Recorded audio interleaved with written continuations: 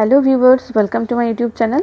2021-22 মাধ্যমিকের ABTA test পেপারের ইংলিশের পেজগুলো আমি সলিউশন দিচ্ছিলাম। 2022 সালের পরীক্ষার্থীদের জন্য খুবই গুরুত্বপূর্ণ এটা, আর 2023 সালে যারা পরীক্ষা দেবে তাদের জন্য এই টেস্ট পেপারটা খুবই গুরুত্বপূর্ণ। তো তোমরা যারা অনেকেই কমেন্ট করছো যে ভিডিওগুলো হেল্পফুল হচ্ছে এবং জানাচ্ছ যে তোমরা সাবস্ক্রাইব করেছো চ্যানেলটাকে। তোমরা যারা সাবস্ক্রাইব করেছো তাদেরকে অনেক ধন্যবাদ, আর যারা এখনও করোনি তাদেরকে বলবো তোমরা কিসের জন্য অপেক্ষা করছো, সাবস্ক্রাইবটা তো করে দাও। সাবস্ক্রাইব করে বেল আইকনটা প্রেস করে রাখলে তোমাদেরই সুবিধে, আমি ভিডিও দিলেই কিন্তু তার নোটিফিকেশান তোমাদের কাছে পৌঁছে যাবে। তো আজকেও আমি তোমাদের জন্য গুরুত্বপূর্ণ ভিডিও নিয়ে চলে এসেছি। আজকে যেটা আমি করাবো সেটা হচ্ছে 618 নাম্বার পেজের আনসিনটা। এটা তোমরা 619 নাম্বার পেজে পেয়ে যাবে।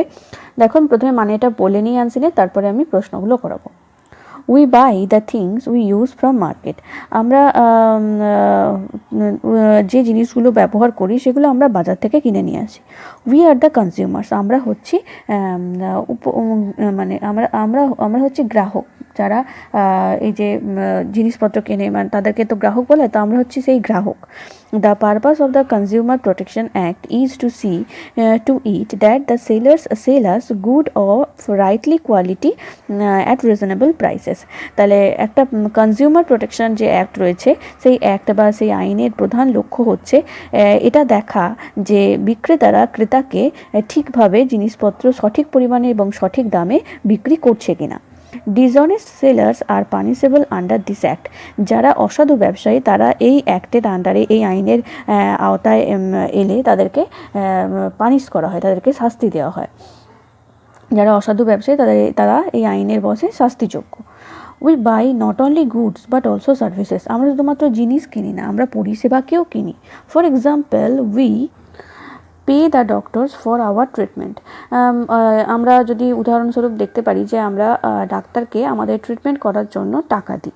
নাও if a doctor neglects or wrongly treats a patient, should he not be held responsible and punished. তাহলে এখন যদি কোনো ডাক্তার কোনো রোগীর ভুল চিকিৎসা করে কিংবা তাকে চিকিৎসা করতে নেগলেক্ট করে, অবহেলা করে চিকিৎসায়, তাহলে কি তাকে সে শাস্তি পাবে না? সে কি শাস্তিযোগ্য নয় এই কাজের জন্য? In other words, should not the Consumer Protection Act be applicable to doctors also? অন্যভাবে আমরা বলতে পারি যে কনজিউমার প্রোটেকশন অ্যাক্টটা কি ডাক্তারদের জন্য অ্যাপ্লিকেবল নয়? ডাক্তারদের ক্ষেত্রে কি এটা দায়ের করা যায় না? The doctor strongly objects to this idea. ডাক্তাররা কিন্তু এই আইডিয়াকে একেবারেই এগেনস্ট, এই আইডিয়া সবসময় তারা অবজেক্ট মানে এর বিরুদ্ধে। Towards the end August 1992, Dr. N.K. Grover, the General Secretary of Indian Medical Association, moved the Delhi High Court for keeping the doctors out of the previews of the CP Act. তাহলে কি হচ্ছে না, আগস্টের শেষের দিকে 1992 সালে doctor N.K. Grover, যিনি হচ্ছেন general secretary of Indian Medical association, তিনি দিল্লি হাইকোর্টে গেছিলেন যাতে করে ডক্টরদেরকে এই সিপি অ্যাক্টের বাইরে রাখা হয়। এটা পারভিউ হবে, ঠিক আছে, প্রিভিউ নয়। Dr. P. Agarwal, President of Delhi Medical Association, also subscribes to this view. আর ডক্টর পি আগরওয়াল, যিনি হচ্ছেন দিল্লি মেডিকেল অ্যাসোসিয়েশনের প্রেসিডেন্ট, তিনিও এই মতকে সমর্থন করেন, তাকে সমর্থন, এই যে N.K. গ্রোভারের কথাকে সমর্থন করেন। He argues that the relationship between the patient and his doctor is based on faith and the commitment to the doctor to his patient. তিনি বলেছেন যে ডক্টর এবং পেশেন্ট এই দুজনের মধ্যে সম্পর্কটা হচ্ছে ফেথ এবং কমিটমেন্টের, বিশ্বাস এবং অঙ্গীকারের, মানে একটা কমিট করছি যে এটা করবো, সেই অঙ্গীকারের। A doctor does not sell his commitment to the patient like a commodity. একজন ডাক্তার কিছুতেই তার অঙ্গীকারকে একটা পেশেন্টের কাছে দ্রব্যের মতো বিক্রি করতে পারে না। বাট আনফর্চুনেটলি, কিন্তু দুর্ভাগ্যবশত, all the doctors are not conscious of their commitment. কিন্তু দুর্ভাগ্যবশত সব ডাক্তার কিন্তু তাদের অঙ্গীকারের প্রতি দায়বদ্ধ নয়, তাদের সচেতন নয় অঙ্গীকারের প্রতি। A mother in Delhi wrote a letter to the Statesman Delhi narrating the following incident. একজন মা দিল্লির যে স্টেটসম্যান পত্রিকা রয়েছে সেই পত্রিকায় একটি চিঠি লিখে তার নিচের ঘটনার কথা ব্যক্ত করেন। কি ঘটনা? দেখো, the ladies 15 years old son fractured his left wrist. ওই মহিলার 15 বছর বয়সী ছেলে তার বাঁ হাতের কবজিটা ভেঙে গেছিল। The boy was rush to a leading government hospital in Delhi where they put the boy's wrist in plaster. তখন ওই ছেলেটাকে নিয়ে যাওয়া হয় দিল্লিরই একটা গভর্নমেন্ট হসপিটালে, সেখানে সেই ছেলেটার হাতে প্লাস্টার করে দেওয়া হয়। Next morning the mother again took her son there for X ray. পরের দিন সকালবেলা মা আবার তার ছেলেকে সেখানে নিয়ে যায় এক্সরে করার জন্য অ্যান্ড এক্সামিনেশন আর বিভিন্ন পরীক্ষা নিরীক্ষা করার জন্য। They waited there till 12:30 PM but nobody attended him. তারা সেখানে রাত 12:30 পর্যন্ত বসে থাকে, দুপুর 12:30 পর্যন্ত বসে থাকে, কিন্তু কেউ তাদেরকে অ্যাটেন্ড করার জন্য আসে না। The frustrated mother then took the boy to a private nursing home. তারপরে ওই মা বিরক্ত হয়ে গিয়ে ছেলেকে একটা প্রাইভেট নার্সিং হোমে নিয়ে যায়। The orthopaedic surgeon there x-rayed the wrist and reset the bone which had not been properly set at the hospital. সেখানে একজন অর্থোপেডিক সার্জন তার এক্সরে করে দেখেন যে রিস্ট যে প্লাস্টার করা হয়েছে সেটা হচ্ছে ঠিকঠাক হয়নি, সেই জন্য সেই প্লাস্টার খুলে তিনি আবার দ্বিতীয়বার প্লাস্টার করেন। The nursing home charge the lady ₹3,000 of which 1,500 went to the surgeon. সেখানে এই নার্সিং হোমে এই কাজের জন্য 3,000 টাকা লেডির কাছ থেকে, ওই মহিলার কাছ থেকে নেওয়া হয়, যার মধ্যে 1,500 টাকা ডক্টর নিজেই নেন, সার্জন নেন। And advised by the doctor, she again took the boy there 3 weeks later. তারপরে as advised ডাক্তার এভাবে তাকে বলেছিলেন, সেই অনুযায়ী তিনি আবার 3 সপ্তাহ পর তার ছেলেকে নিয়ে যান। After another x-ray, the doctor said that the bone had become crooked. তারপরে আবার এক্সরে করে দেখা হয়, তারপর ডাক্তার সেই এক্সরে দেখে বলেন যে হাড়টা তার বেঁকে গেছে। He advised an expensive operation for making the bone straight. তিনি উপদেশ দেন যে এই হাড় যদি ঠিক করতে হয় তাহলে একটা বেশ জটিল অপারেশন করতে হবে, যার জন্য অনেক টাকা খরচ হবে। The mother ended the letter by saying that her son's wrist still gave troubles.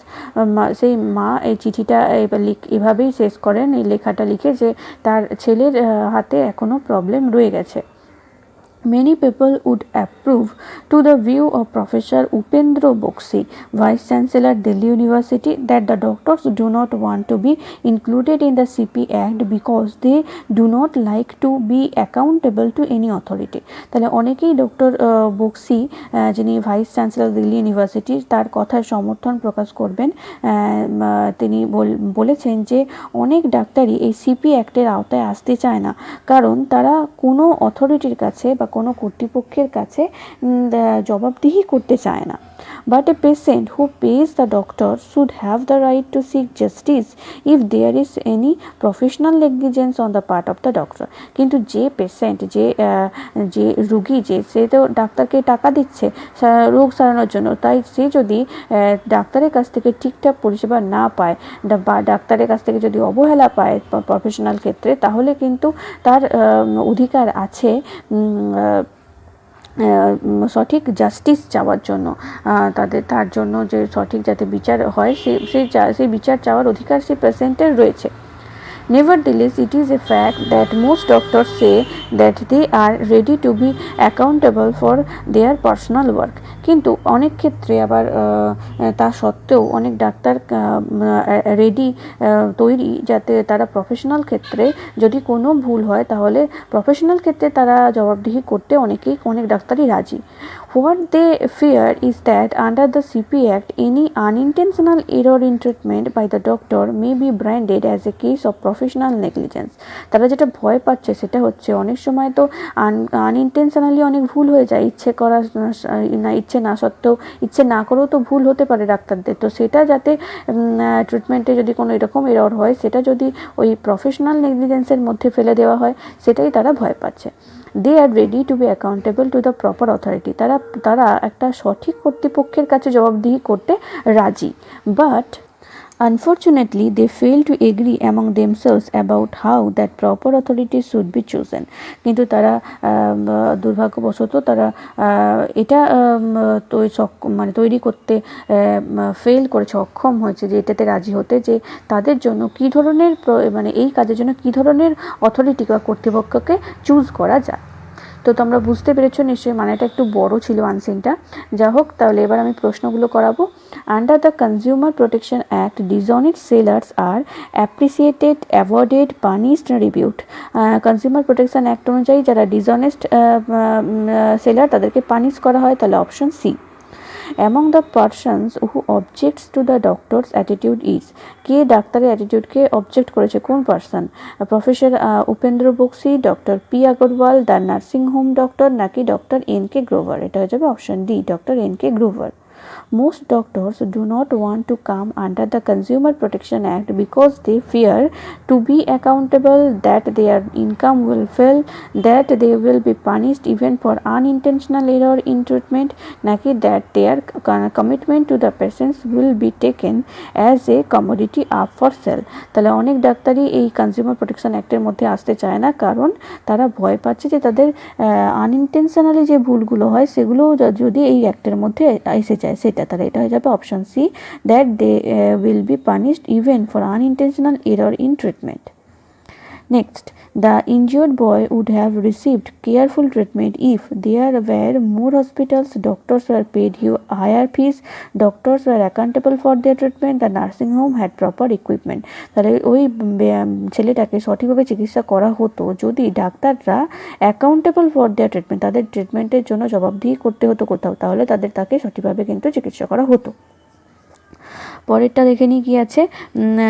By paying fees of the doctors the patient expects promise of the doctor to cure him, admission to the hospital, sincere efforts of the doctor to cure him, নাকি free medicine?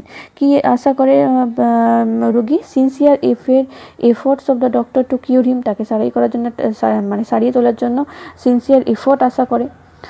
পরের প্রশ্ন, most doctors agree that they should not be accountable to anybody, most should be accountable to God only, should be accountable to the patients, should be accountable to the proper authority. তাহলে বেশিরভাগ ডাক্তার বলে তাদের should be accountable to a proper authority, সঠিক কর্তৃপক্ষের কাছে তারা জবাবদিহি করতে রাজি।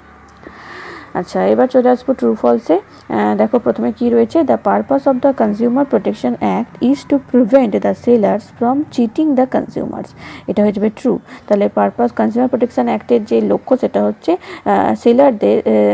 সেলারদের কাছ থেকে যাতে কনজিউমাররা, গ্রাহকরা চিটেড না হয়, চিটিং তারা যাতে গ্রাহকদেরকে চিট করতে না পারে। তো এটার সাপোর্টিং সেন্টেন্স হয়ে যাবে এই লাইনটা, the purpose of the consumer protection act is to see that the seller sell us goods of rights quality at reasonable prices। চলে আসবো পরেরটায়। দেখো কি রয়েছে, doctor N K Grover moved the highest court of the land to keep the doctors out of the CO act. CO অ্যাক্টের বাইরে থাকার জন্য highest কোর্টে গেছিলো, এটা হবে ফল, সিও অ্যাক্ট নয়, সিপি অ্যাক্ট। তাহলে এটার সাপোর্টিং সেন্টেন্স এই লাইনটা লিখবো, towards the end August 1992 doctor N K Grover, the general secretary of the Indian Medical Association, moved to the Delhi high court for keeping the doctors out of the purviews of the CP act. এটা purviews হবে। 3 নম্বরে রয়েছে, according to doctor Agarwal the relationship between a doctor and a patient is based on the faith of the doctor and commitment of the patient. যে doctor আগরওয়ালের মতে the relationship between doctor এবং পেশেন্টের মধ্যে যে রিলেশনশিপ সেটা বেসড করে রয়েছে faith of the doctor and commitment of the patient. এটা হয়ে যাবে false, faith of the doctor নয়, faith of the patient and commitment of the doctor. তাহলে এটা হবে ফলস, আর এটা সাপোর্টিং সেন্টেন্স। এই যে এই লাইনটা হয়ে যাবে, he argues that the relationship between a patient and his doctor is based on faith and commitment of the doctors to his patient. এরপরে 4টে প্রশ্ন আছে, চলো উত্তরগুলো দেখে নিই। প্রথম প্রশ্ন, what is the purpose of consumer protection act? Consumer protection অ্যাক্টের লক্ষ্য কী? The purpose of the consumer protection act is to see to it that the sellers sell the consumers goods of right quality at reasonable price। তাহলে এটা দেখা যাতে করে ক্রেতারা গ্রাহকদেরকে সঠিক বস্তু সঠিক পরিমাণে সঠিক দামে বিক্রি করছে কিনা। পরের প্রশ্ন, how are the doctors claimed to be beyond the purview? কীভাবে ডক্টররা ক্লেম করেছে নিজেদেরকে সেই পারভিউ বা সেই যে আইন রয়েছে সিপিএ অ্যাক্ট তার বাইরে রাখার জন্য? দেখো, The doctors claimed to be beyond the purviews by arguing that the relationship between a patient and his doctor is based on faith and commitment of the doctor to his patients. A doctor does not sell his commitment to the patient like a commodity. তাহলে তারা এটা বলেছে যে doctor এবং পেশেন্টের মধ্যে যে relationship সেটা বিশ্বাস এবং অঙ্গীকারের উপর নির্ভর করছে। ডাক্তাররা কখনোই তাদের অঙ্গীকারকে একটা পেশেন্টের কাছে দ্রব্যমূল্যের মতো করে বিক্রি করতে পারে না। পরবর্তী প্রশ্ন, what right must be patient have? পেশেন্টদের কি আইন রয়েছে বা কি তাদের কাছে কি তাদের হাতে কি ক্ষমতা রয়েছে? দেখো, দ্য পেশেন্ট মাস্ট হ্যাভ, ক্ষমতা থাকা উচিত। দেখো, the patient must have the right to seek justice of there is any professional negligence on the part of the doctor. যদি ডক্টরের দিক থেকে কোনো প্রফেশনাল কোনো নেগলিজেন্স হয়, চিকিৎসা ক্ষেত্রে যদি কোনো ভুল হয়, তাহলে তার জন্য সঠিক জাস্টিস চাওয়া কিন্তু পেশেন্টের অধিকারে রয়েছে। পরের প্রশ্ন, why did doctor N K Grover move the high court? কেন ডক্টর এন কে গ্রোভার হাইকোর্টে গেছিলেন? দেখো, doctor N K Grover move the high court for keeping the doctors out of the purviews of CP act. CP অ্যাক্টের যাতে বাইরে রাখা হয় ডক্টরকে, তার জন্যই কিন্তু তিনি হাইকোর্টে গেছিলেন। হাইকোর্টে তিনি মামলা দায়ের করেছিলেন। তোমরা নিশ্চয়ই প্রশ্নের উত্তরগুলো বুঝতে পেরেছো। নেক্সট আমি চলে আসবো গ্রামার সেকশানের 6 দাগের প্রশ্নে। এটা গ্রামার সেকশানে থাকলেও আনসিনেরই অংশ, সেই জন্য আমি প্রত্যেকটা ক্ষেত্রে আনসিনের সাথে এগুলো করাচ্ছি। দেখো, এখানে যেটা আছে সেটা হচ্ছে এই যে লাইনগুলো রয়েছে, সেই লাইনগুলোর যা মানে সেই একই মানের ওয়ার্ড তোমাদেরকে আনসিন থেকে খুঁজে বের করতে হবে, মানে এর সিনোনিমগুলো তোমাদের লিখতে হবে। তো চলো দেখে নিই কী হবে। আচ্ছা, প্রথমে রয়েছে স্কোপ, এটা হয়ে যাবে পারভিউজ। তারপরে ডিসঅ্যাপয়েন্টেড, এটা হয়ে যাবে ফ্রাস্ট্রেটেড। নেক্সট ক্রুকড হয়ে যাবে ডিসঅনেস্ট, আর মিস্টেক হয়ে যাবে এরর। তোমরা নিশ্চয়ই এই 618 নম্বর পেজের আনসারটা বুঝতে পেরেছো। প্রশ্নগুলো আমি খুব ডিটেলসে আলোচনা করে দিলাম, তোমাদের আশা করি অনেকটাই হেল্প করতে পেরেছি।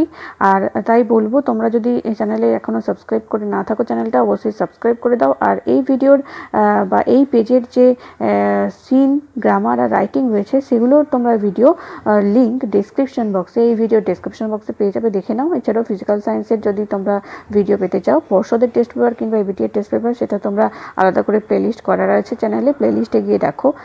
ইংলিশেরও পর্ষদের টেস্ট পেপারের সলিউশন পেয়ে যাবে তোমরা। অবশ্যই তাই চ্যানেলটাকে সাবস্ক্রাইব করে দাও। Thank you.